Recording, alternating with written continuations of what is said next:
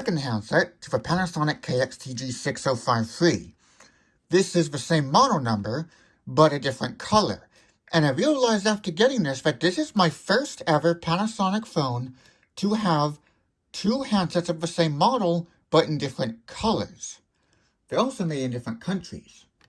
This is made in Malaysia, while the rest of the set's made in China.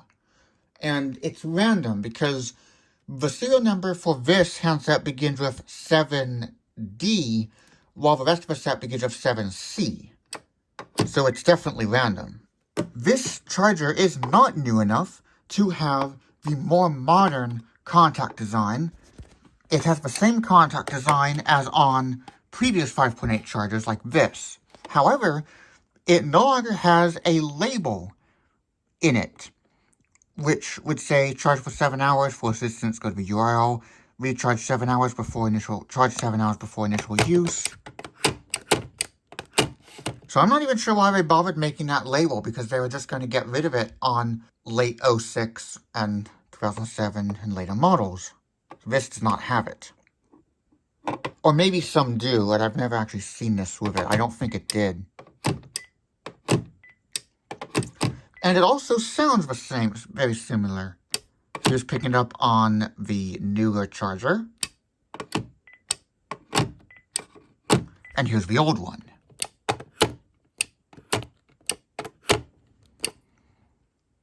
The contacts look taller. Oh, no, not taller. They just have a cooler design on the newer one.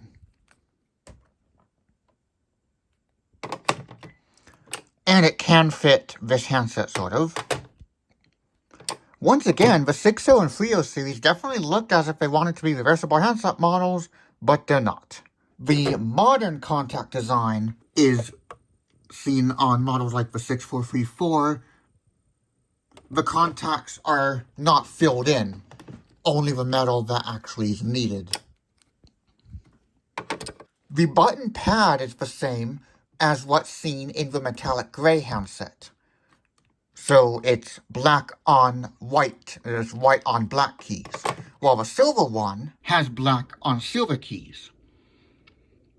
Because the black and metallic gray handsets have white on black keys, that is why I believe this model does not have backlit keys, just like the 5.6 series, because once again, the black and metallic gray of those handsets, the 560 handsets, don't have backlit keys. They have the white on black, so none of those handsets have backlit keys.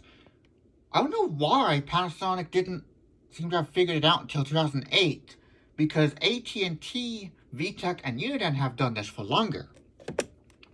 The only chargeable 7H label that remains is this small one here on the base. Minimalism was definitely a theme with this model. And that continues with the fact that it no longer says 5.8 GHz digital gear range on the charger. Now, this is not just because this is the first charger, at least that I know of, to be shared with a 2.4 GHz model. And then in the case of the 2008 models, the 4.3 series is a 5.8 and the 6.3 and 9.3 series are decked. They share the same charger. But late 06 models that started to remove the antenna, like the 5.7 series or the 6.700 series, those also don't say that they're 5.8, but there are no 2.4s that use that charger. This is not new enough to switch back to plugging in on the back. So it still plugs in on the side, just like on this charger. And multiple hooks to route the cord through to make sure it's secure. However, the back of this charger is taller than this one, so it looks as if they wanted to move it back to charging in the back. Because we would now see this even in 2007 on the 1032 charger. But as of 2008, with this charger, which is used on the 4.3, 6.3, and 9.3 series, it now plugs in on the back, but as you can see, it isn't as tall. This is how a 2004 charger looks. This is my 5243 charger. And you can see it's very similar, actually, to the 2007 one. It plugs in on the back and is taller in the back. It also has ventilation. Obviously not an actual fan, but it does have holes for ventilation. I'm not sure why, because the 2007 charger does not have that anymore. It does have a hole in the charging area, and then the hole on the bottom. You can see my finger in the hole there. I'm not sure what the hole there is for. Oh yeah, something similar is seen on this charger. They still did overstyle unnecessarily the inside of a charger. This bit looks like it should fit in the microphone groove, but it does not. Speaking of microphone, now let's record a test message from this handset. After I got the the RCA phone, which, by the way, I have to replace the base because the hook switch is broken. I took it apart and tried to see inside what was going on, but I broke it even more. The metal that actually presses and activates the actual electronic switch fell inside the phone, and now it's not really safe to use because there's metal in there that could short things out. So now that marks my first phone purchase where I have to replace the base before I get any cordless handsets, and I can confirm it is, as far as I can tell, not registerable. So if the wireless adapter breaks, too bad, or if the handset breaks, but that's easier than replacing a Uniden CEZAI 998 900 megahertz corded, 5.8 gigahertz corded cordless. Or is that still 900? I think that was 5.8, but looked like the 900 handset of that design. But anyways, as of the purchase of that RCA phone, after that purchase, I've now decided that all of my test messages will now live in the voicemail box of extension 2023. So my main line here at my desk. Because that makes more sense. Because if I want to move phones around, I don't want to move the messages around. But for the videos, I'm going to continue recording them into whatever mailbox the phone is connected to. So for this one, extension 2022. This is a test message on the Panasonic KX-TG6053 second handset, the black one, on talk mode. And on speakerphone mode. This is what it sounds like to hang up into the charger. The reason I'm doing that is so that I can still see the voicemail indicator, which you already saw in the first video for this phone. But if I were getting a new phone for the phone display shelf, the cockpit line as I call it, and I have not shown the voicemail indicator on it, like let's say I did the RCA phone checkout here, but then wanted to set it up over there, I would still leave the message in whatever extension it's connected to, but then I would move it to extension 2023. So now I'm going to play the message. This battery is pretty good. It was actually shipped without the battery in the handset, which is good. One new. This is a test message on the Panasonic KX-TG6053 second handset, the black one, on talk mode. And on speakerphone mode. This is what it sounds like to hang up into the charger. Press 3 for advanced options. Now, I want this to live with all of my other test messages on extension 2023's mailbox. So I'm now going to forward it by pressing 8. Press 1 to enter an extension. Press 2 to use the directory. Let's take a look at the directory. Welcome to the directory. Please enter the first 3 letters of your party's last name. Using your touchtone keypad, use the 7 key for Q and the 9 key for Z. And that's in case you're using an old phone without Q and Z. They both end in line. Sorry, but that's not a valid extension. Please try again. Press 1. So now I have to enter 546 for LIN. A goose. If this is the person That is looking this extension. for, That's not what I press want. now. Otherwise, please press star now. A stinky skunk. That's what I If want. this is the person you're looking for, press 1 now. Otherwise, please press star now. A stinky skunk. Press 1 to prepend the message, or 2 to forward the message without prepending. Now I do not want to Star prepend it because to I'm just return to the moving it, so I'm menu. going to press 2. Your message has been successfully forwarded. Press 3 for advanced Now I'm going to check. delete it from the Press original 5 extension. to repeat the message deleted. No more Then I can messages. undelete it if I Press change 3 my for mind advanced during this check. call.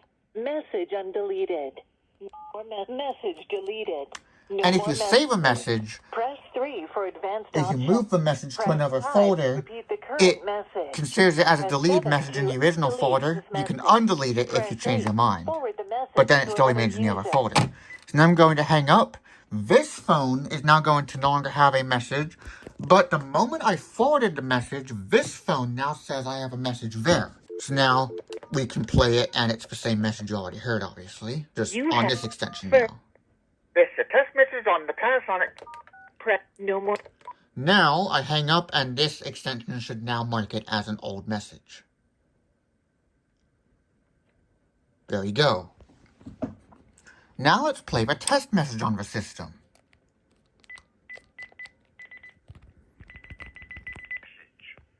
The quick brown fox jumped with a lazy dog. 1, 2, 3, 4, 5, 6, 7, 8, 9, 10. Cold is powered by PBX. Now I totally forgot to do voice enhancer on the other one. Testing message. The quick brown fox jumped over a lazy dog. Now let's call this up.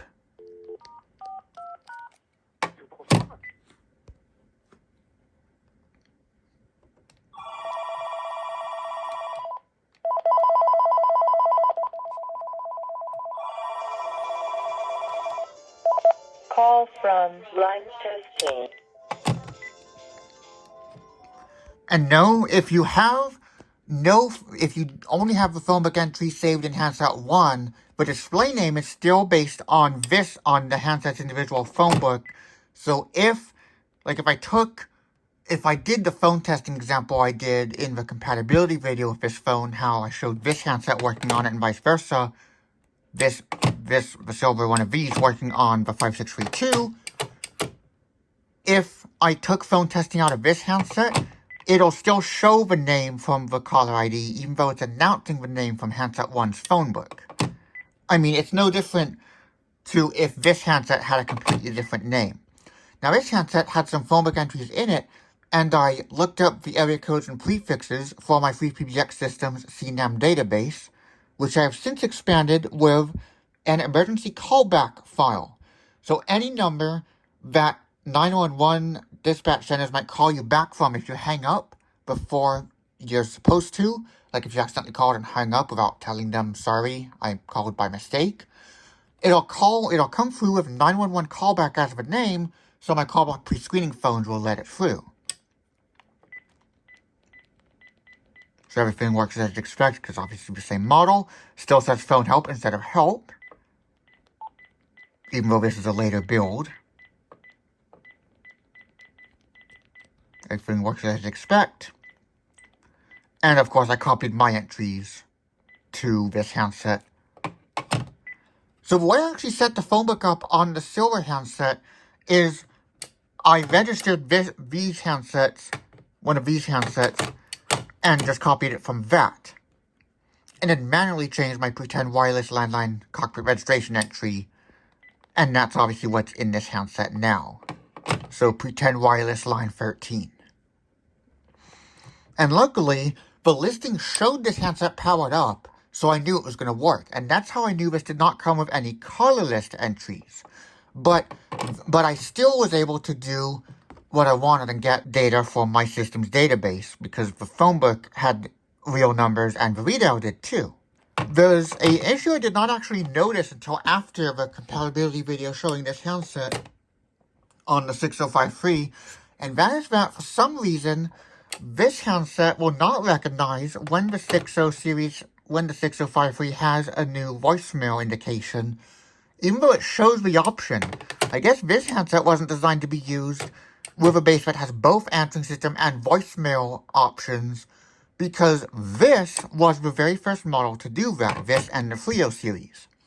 In terms of colors for the Frio series, they're the same, except The One handset models are silver and not metallic gray. The battery cover, entire back shell, and charger are shared between this and the Frio series, and I believe the front shell of the 300 handset for the Frio series is cut into a bit to make the larger display cut out for the 600 handset for the 60 series. You may have also noticed that this handset also does not say voice enhancer like this handset does. So this is, I believe, the first handset to have voice enhancer. Actually, the 2006, the 5.7 and 6.7 have it too, but they don't actually say it. So the ones that ditch the antenna for this modern design, all these do not say voice enhancer even though it has it. But it still has the 5.8 speaker design. So it has 5 holes in the middle, 4 holes on the top and bottom, and same here, 4, 5, 4.